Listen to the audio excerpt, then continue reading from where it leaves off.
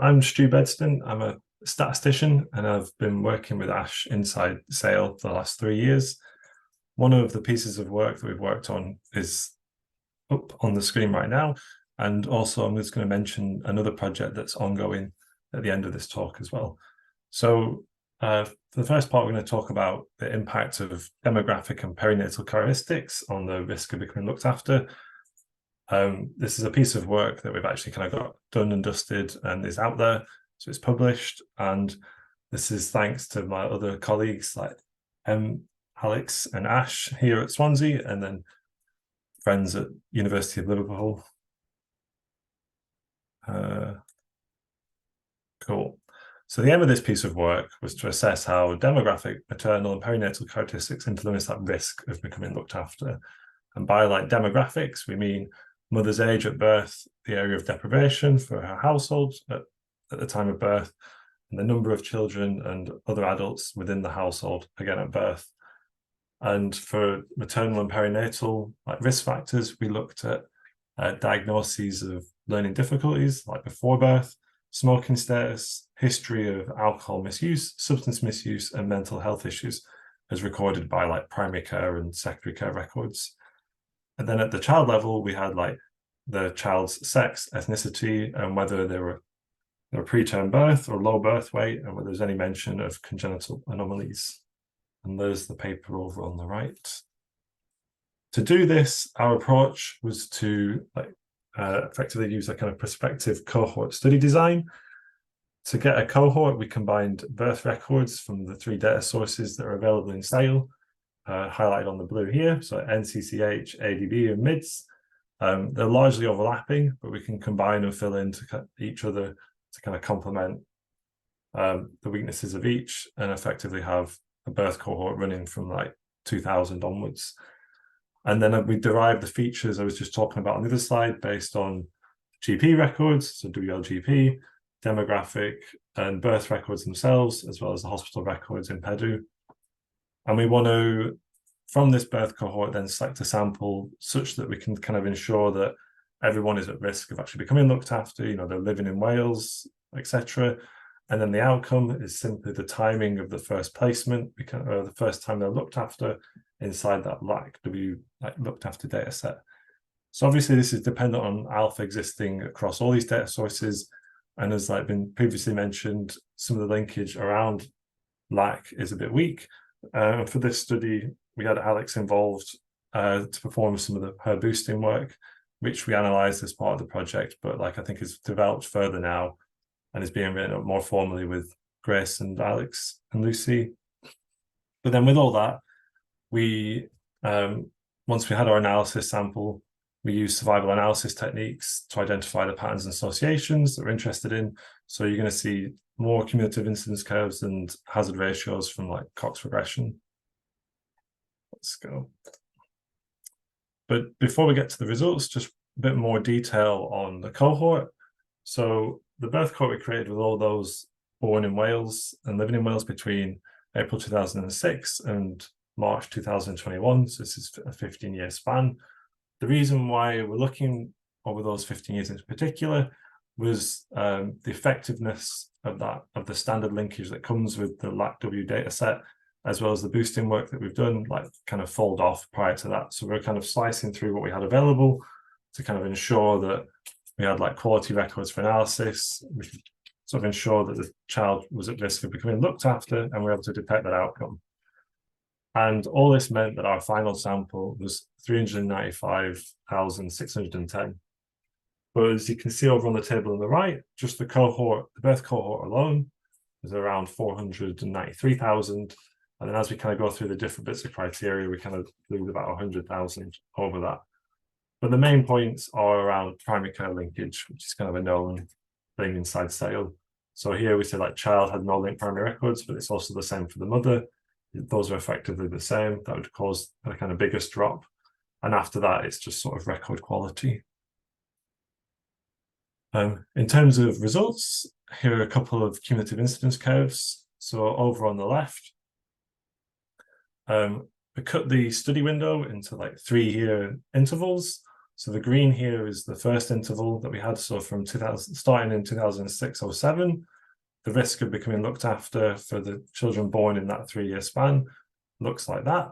Then the next interval starting in 2009-10 is in the pink. So you can see it's higher, there's an increased risk. And then for the next 3, they're effectively increasing as well, but also overlapping. And a lot of this risk is just coming down to this start. So this risk of being removed at birth has been increasing over years, which I think has been reported like elsewhere, like in different forms. After that, we see that the lines are largely in parallel. And then over the graph on the right, we've got cumulative incidence by area of deprivation. So again, measured at like mother's residence or mother's households at birth, and like the quintile deprivation for that like address. And we can see those living in the most deprived quintile have got the greatest risk. And even between the first and second quintiles, the gap is quite big, and then it kind of diminishes as we move through the quintiles. Cool. In terms of the Cox regression that we then went on and completed, here are some of the hazard ratios. So in the paper, we've got 3 different types of estimate, but for here, I'm just kind of keeping it a bit simpler. We've got our unadjusted estimates and then the fully adjusted ones for everything that we were considering inside the model, inside the analysis. So in the first one here, we've got area of deprivation, and the unadjusted estimates largely match what we were just seeing in the cumulative incidence curves. And after fully adjusting for everything that we're considering, we can still see we've got this increased risk gradient as we move like into the more deprived quintiles. And for age of mother at birth, we see a similar pattern, where those aged 16 to 17 and 18 to 19 also had dramatically increased risk compared to like the older mothers, especially the reference group of those aged 30 plus. Like the teen mums are like between 2.5 to like 4 times more likely to have a child enter care. But perhaps this is just highlighting mothers' own like underlying vulnerability. Regarding the household composition, we looked at number of children and number of adults separately, and this is where it gets a bit complicated. For like number of children, we had some non-proportionality issue in the model, and when we looked at the residuals, you could see that there was both like a protective and then a risk sort of effect. So cutting through that, I allowed a time varying coefficient at 3 different points. So everything's in reference to there being no like children at home. So assume that this child that's being born is like the mother's first child, for example. If there is at least one other child at home, then that child, at least for the first 6 months of life, is seen as a protective factor. Having children at home for the first 6 months, your child is like half as likely almost to enter care. But then we see that effect wane in the next 6 months, and then by the age of 1, having other children at home becomes a risk factor. I'm not sure exactly what to make of all that, but it was certainly something interesting, and it was nice to include it. Households in terms of number of adults, we saw a pattern regarding the unadjusted estimates.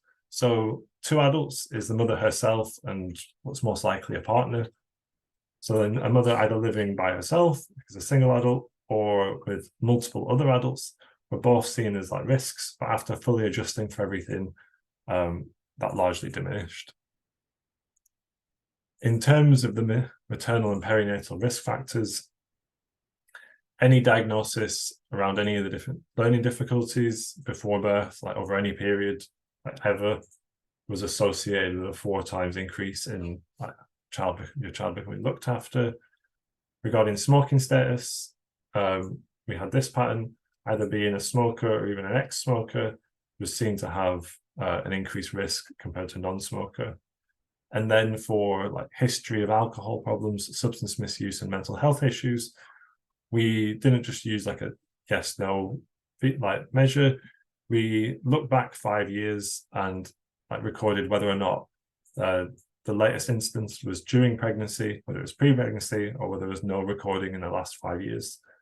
So for history of alcohol problems, we saw that any occurrence, whether it's pregnancy or pre-pregnancy, roughly carried the same risk of double.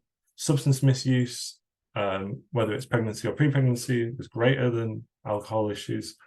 But even though there was, again, a marked decrease if it was at least before pregnancy. And then for mental health, again, there's a bit of separation as to whether the latest issue was during pregnancy or whether it's pre-pregnancy. But then they're kind of similar to alcohol problems in terms of severity. But again, maybe this is picking up on other issues that are ongoing, related to household life. For the child and birth characteristics, we see that girls are ever so slightly less likely to occur than boys. For ethnicity, we saw some interesting patterns regarding unadjusted effects, but then these largely evaporated once we're into our fully adjusted model. Doesn't seem to be like a power issue. Confidence intervals are fairly similar, whether it's unadjusted or fully adjusted. Maybe something that's particular to Wales, given its demographic, it's like a whole population. Not sure how well it compares to England. For the next measures, regarding birth characteristics, so any congenital anomalies, whether the birth was preterm and whether we have a low birth weight, were all associated with an increase in risk. But perhaps these are picking up on, are acting as proxies for maternal and perinatal risk factors during pregnancy that we weren't able to capture. And that was the extent of that analysis. And like I said, we managed to kind of get it done and out. So if you want to know more about what we think of all that, please definitely read the paper. And just to quickly mention about some of the work that we're doing next. We're now looking at educational outcomes for children who are looked after. And again, this is a project between Emily, Alex, and Ash, as well as Lucy and Tom Crick here at Swansea, and also Donald Forrester at Cardiff. And just to kind of quickly give a bit of background on our aims, because this is a project that's currently ongoing. In terms of background, we're very familiar, and it's been there's been plenty of evidence around care experienced children having lower educational attainment and a poor experience of school. They may also experience greater levels of deprivation, higher rates of special educational needs and behavioural difficulties, and considerable instability amongst looked after. But the pattern isn't so clear. It's not necessarily everything's on a worse trajectory. After all, the states had to intervene and protect these children, so they're either being they've already experienced abuse and neglect or at risk of abuse and neglect. But once that intervention has occurred, we see a different pattern.